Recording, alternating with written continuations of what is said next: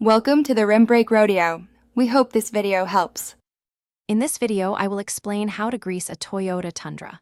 First, gather your tools and prepare your vehicle for maintenance. You will need a reliable grease gun, a tube of appropriate grease, and some clean rags.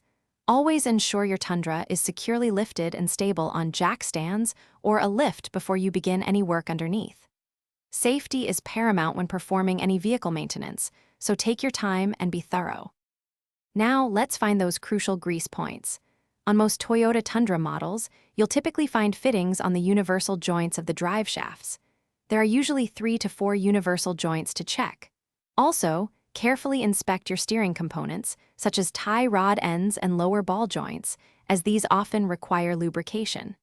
Some suspension components might also have fittings, so look closely. With your fittings located, it's time to apply the grease. First, clean each fitting with a rag to remove dirt and debris. Then, firmly attach your grease gun nozzle.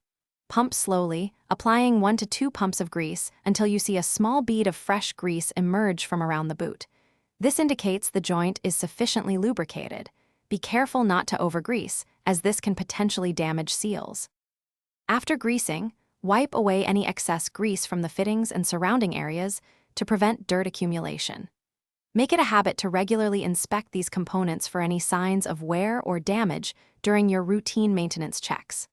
For optimal performance and longevity, always refer to your Toyota Tundra's owner's manual for specific lubrication schedules and recommended grease types. Consistent maintenance keeps your Tundra running smoothly. Thanks for watching. Consider subscribing if we helped you.